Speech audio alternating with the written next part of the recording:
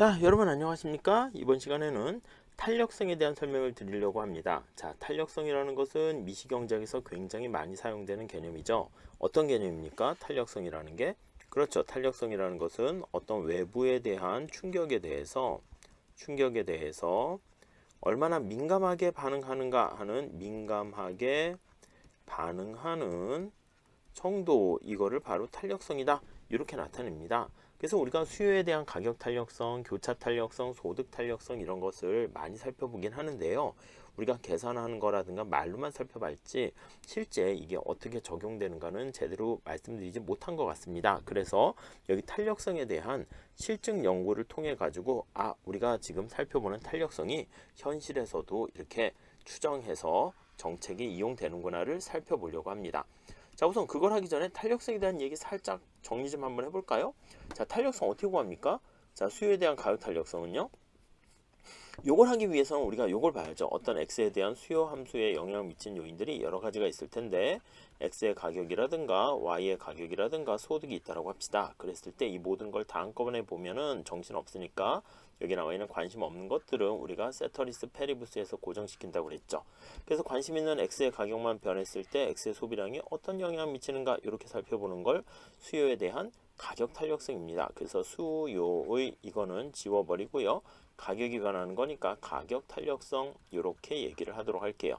자, 구하는 공식 양적인 우선 정도를 측정하는 지표입니다. 그래서 정도를 측정한다라는 표현이 되게 중요한 건데요. 사실 뭐 경작이라는 게 우리가 이제 과학이라는 것도 사실 측정한다는 데 의의가 있는 거죠. 자, 구하는 공식 살짝 체크를 해보도록 하겠습니다. 자, 우선 첫 번째는 어떻게 변합니까? 네, 저기 보시면 가격이 변했잖아요. 그래서 X의 가격이 얼마였는데 얼마나 변했니? 가격의 변화율 곱하기 100% 단위로 만듭니다. 자, 그 다음에 분자에는 자, 수요량이 X가 몇 개였었는데 얼마나 변했니? 곱하기 100% 이렇게 나타내죠. 자, 이거를 우리가 다 정리를 하게 되면 여기 나와 있는 것처럼 델타 px분의 델타 x 그리고 분모 분자 뒤집어서 이런 식으로 계산을 합니다. 자, 그랬을 때 우리가 이게 값이 어떻게 됩니까? 1을 기준으로 해요. 그래서 1보다 크면 탄력적, 같으면 단위 탄력적, 작으면 비탄력적 그렇게 얘기합니다. 자, 그래서 우리가 가격 탄력성이 작다라는 것은 가격이 별로 민감하게 반응하지 않는다는 것이고, 우리 꼭 생활에 필요한 필수품 같은 경우에는 어떻게 됩니까? 그렇죠. 필수재 같은 경우는 가격 탄력성이 좀 1보다 작은, 우리가 이거를 비탄력적이라고 얘기합니다. 비탄력적이다 이렇게 얘기할 수 있고요. 사치재와 같은 경우는 어떻게 됩니까? 라고 하면 가격 탄력성이 1보다 큰 이렇게 돼서 우리가 탄력적 이렇게 얘기를 합니다. 자, 실제 외국 원서들에서 좀 찾아본 내용인데요. 어떻게 되는가 한번 보도록 하겠습니다. 자, 여기 보시면 일부 식료품이라든가 아니면 담배라든가 주류 제품 같은 경우에 수요 가격 탄력성을 추정을 해봤더니 이런 것들이 우리 생활에 꼭 필요한 필수재에 가까운 건가 봐요. 여기 보니까 어떻게 됩니까? 탄력성이 1보다 작죠. 여기 앞에 마이너스 붙인 거는 원래는 가격 탄력성을 계산을 하게 되면 항상 마이너스가 나옵니다. 음이 나와요. 근데 우리의 관심사는 부호가 아니라 크기가 관심이기 때문에 보통은 이 마이너스를 제거하고 설명하는데, 요즘은 또 계산 문제에서는 제가 늘 말씀드리는 것처럼 마이너스를 붙여줘야 되는데 빼먹는 사람들이 많아서 원설 중심으로 해서 마이너스를 붙여놓기도 합니다. 아셨죠? 그래서 뭐 마이너스 떼고 생각하셔도 되겠습니다. 자, 그래서 여기 보시면 1보다 작으니까 우리가 탄력성이 작은 비탄력적이다 라는 것을 알 수가 있습니다. 자, 가격이 얼마나 민감한가 그렇지 않은가를 우리 오른쪽에 나와 있는 표를 보시면 여기요, 휴가를 떠나는 사람이 있고 아니면 사업을 위해서 가는 사람이 있습니다. 가격에 누가 더 민감하지 않을까요? 네, 사업을 떠나는 사람은 이제 자기 돈 쓰는 것도 아니고 그렇다 보니까 좀 탄력성이 작은 경우가 예상됩니다. 비탄력적일 가능성이 있고요. 그리고 휴가를 떠나는 사람은 뭐 굳이 지금 안 가도 되겠죠. 그래서 가격 탄력성이 큰 탄력적일 가능성이 있습니다. 역시 계산을 해보니까 1보다 크니까 탄력적이다 라는 걸 알 수 있고요. 여기 보시면은 사업을 떠나는 것들 보면은 약간 비탄력적인 성향을 보여요. 그리고 또 여기 보시면은 탄력성이 얼마나 우리가 꼭 필요한가 예, 그것도 있고 여행을 떠나는가 그런 것도 있지만 또 하나 영향 미치는 요인이 뭐가 있냐면 항공 여행이라든가 철도 여행 그것까지 우리가 비교해 볼 수 있습니다. 여기 한번 체크해 보시면요. 여러분 항공 여행 같은 거는 가격이 철도보다 비싸잖아요. 그러니까 가격 탄력성이 어떻게 되겠습니까? 예, 크다라는 걸 알 수가 있겠고요. 그 다음 조금 더 들어가 보시면 여기 보시면 항공 여행일지라도 여기 나와 있는 것처럼 이렇게 휴가를 떠나는 항공 여행이 1.5이니까 훨씬 더 크다라는 거 우리 체크할 수가 있겠습니다. 이 정도 한번 정리해서 확인해 보시면 될 것 같고요. 자, 그 다음에 상품이 얼마나 중요한가, 사람들은 자동차를 어떻게 구입하는가 가지고 우리가 탄력성을 한번 더 얘기를 해보려고 합니다. 자, 여기 나와 있는 내용을 볼게요. 수많은 자동차 제품에 대한 수요의 가격 탄력성을 우리가 측정하려고 노력을 하고 있는데요. 최근에 추정된 연구에 따르면 개별 자동차 제품에 대한 개별입니다. 수요의 탄력성은 매우 탄력적입니다. 3.5에서 6.5 사이가 되는데 자동차 수요에 대한 시장 전체, 그러니까 우리가 보통 제가 늘 수업 시간에 말씀드리는 것처럼 개별과 시장 전체 탄력성은 차이가 납니다. 시장 전체 탄력성은 당연히 우리 생활에 꼭 필요하고 개별이기 때문에 개별이 훨씬 더 큰 걸 알 수가 있습니다. 그리고 여기 보시면 또 하나 중요한 표가 나와 있는데 상표 수준에 따라서 탄력성이 어떻게 되는가 한번 보시면은 우리가 탄력성이 큰 경우는 어떻게 됩니까? 내 대체재가 많이 있는 경우가 가격 탄력성이 큰 경우를 보인다라는 것을 알 수 있습니다. 왜요? 네, 가격 탄력성이 크다는 것은 여기 나와 있는 것처럼 대체 가능성이 되게 많은 거예요. 자, 그러니까 우리가 아까 얘기했던 밥과 같은 필수재 같은 경우는 얘 대체 가능성이 별로 없어요. 그리고 가격이 비쌀수록 탄력성이 큽니다. 그래서 콜라라든가 이런 거는 꼭 필수재는 아니고 어떻게 보면은 대체 가능성이 되게 많기 때문에 탄력성이 크다는 걸 알 수가 있겠죠. 자, 그래서 여기서는요 탄력성 얘기를 자동차 가지고 얘기했는데 소형차로 세분된 시장에 속하는 자동차는 뭐 우리나라 조그만 뭐 아반떼 같은 거, 뭐 외국에서는 마즈다나 닛산의 센트라 이런 차, 그리고 고급스러운 대형차에 속하는 렉서스라든가 BMW 7 시리즈 같은 경우에는 여기 나와 있는 것처럼 대체품이 적고요. 얘네들은 대체품이 많다 이렇게 보시면 되겠습니다. 자, 그렇게 되면 우리가 어떻게 생각을 할 수 있습니까? 라고 해보면 여기 한번 보세요.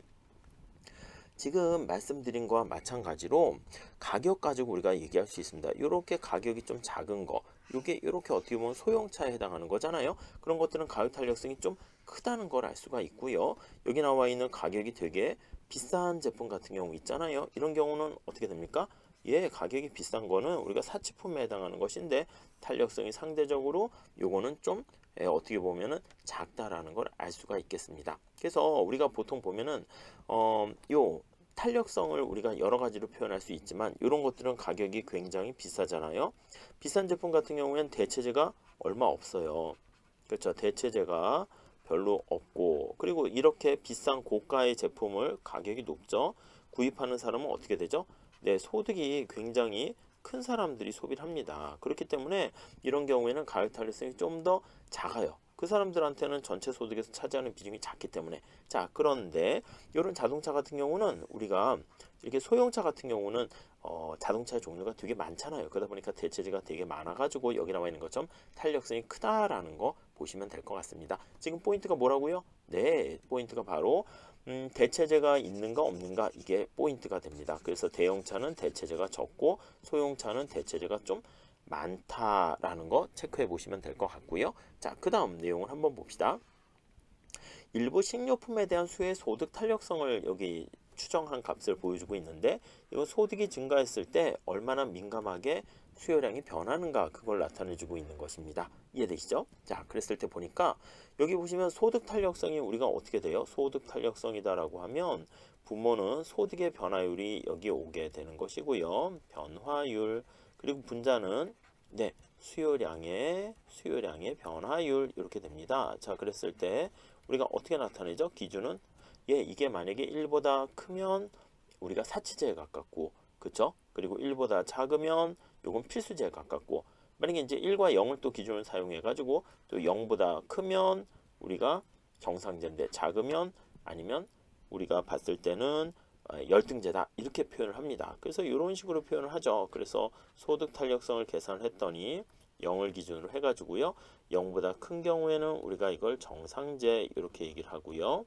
자, 0보다 작은 경우에는 이걸 우리가 열등제 이렇게 얘기를 하고요.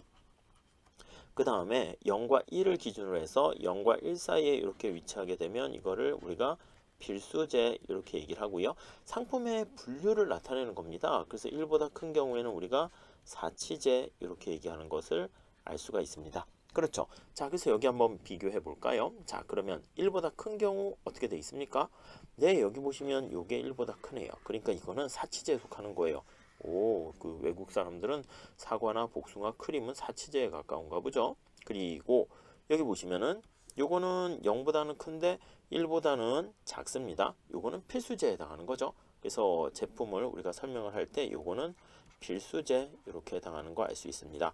오렌지, 달걀, 우유, 버터, 감자는 필수제인가 봐요. 그리고 우리가 흔히 예를 들 때 여기 나와 있는 것처럼 이런 것들이 있잖아요. 마이너스니까 이런 거 밀가루나 마가린은 이게 이제 별로 좋아하는 건 아닌가 봐요. 그래서 요거는 소득이 증가하면 소비를 안 하나 봐요. 그래서 열등제다 이렇게 얘기를 합니다. 그리고 얘네들은 뭐라고요? 우리가 소득이 증가하면 같이 소비량이 증가하니까 이거는 정상제 이렇게 표현을 하게 되는 것이고요.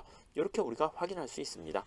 자, 그리고 우리가 교차 탄력성이라는 건 뭐예요? 두 제품과의 관계가 대체 관계냐 보완 관계냐 이렇게 되고요. 값이 플러스면은 어떻게 되죠? 네, 요 교차 탄력성을 계산을 해보면 x랑 y를 계산했는데 이게 0보다 크면은 이게 대체제 관계다 이렇게 얘기를 하고요. 네, 이건 여기서 말씀을 드릴 수는 없을 거예요. 0이면 서로 독립적인 관계다 이렇게 얘기를 하고요. 그리고 이게 0보다 작으면 우리는 이거를 보완제 관계다 이렇게 얘기를 하는 것이죠. 자, 그럼 여기 한번 내용을 볼게요. 쇠고기랑 쇠고기 가격은 서로 이건 자기재화의 가격과 변하는 거니까 당연히 마이너스가 나와야 됩니다. 이것도 다 당연히 마이너스가 나와야 되는 거 우리가 확인할 수 있고요. 그 다음에 쇠고기랑 돼지고기는 어떻게 됩니까? 여기요. 부호가 두 개가 플러스 관계예요. 플러스 관계라면 어떻게 된다고요? 플러스 관계면 네, 대체제 관계예요. 대체제 관계는 어떤 관계라고 쓸 수 있습니까? 네, 우리가 뭐라고 생각하시면 되냐면 경쟁제 관계다 이렇게 보시면 될 것 같습니다. 그리고 이제 만약에 그 대체 정도의 값을 여기 나와 있는 거죠. 지금 이 세 가지는 전부 다 부호가 플러스이기 때문에 서로 경쟁제, 대체제 관계다라는 것을 확인할 수가 있겠어요. 자, 그 다음에 가격과 수요와 관련해서 2003년 쿠퍼 교수가 연구한 결과를 보니까 1970년에서 2000년까지 유가 및 석유에 대한 자료를 이용해서 23개국에 대한 원유에 대한 단기, 장기 탄력성을 추정했습니다. 우리가 예측한 것 같이 원유에 대해서는요, 다른 대체제가 없어요. 꼭 필요해요. 그렇기 때문에 단기에는 어떻게 된다? 그렇죠. 다른 대안도 없기 때문에 가격에 대해서 비탄력적일 걸로 예상을 하고요. 그런데 장기가 되면 어떻게 될까 보면은 단기보다는 조금 더 가격에 대해서 비탄력적이지만 단기보다는 조금 더 작지 않을까 이렇게 얘기를 합니다. 그런데 이 얘기는 뭐냐면 수요가 장기가 되면은 우리가 다른 대안을 많이 찾아낼 수 있을 것이다 라고 해서요. 단기보다는 요 자금이 아니고 크다라는 것을 우리가 생각할 수 있습니다. 그러니까 절대값이 더 큰 거예요. 그러니까 오해하시면 안 됩니다. 작다는 것은 마이너스 값까지 포함한 값이 작다 이렇게 된 건데요. 우리나라 교과서에서는 절대값을 씌우기 때문에 절대값이 더 크다 이렇게 보시면 되겠습니다. 자, 한국과 일본과 미국을 보니까 원유에 대한 단기 탄력성 어떻게 돼요? 이게 다 1보다 작잖아요. 우리가 원유의 가격이 올라가면 어떻게 됩니까?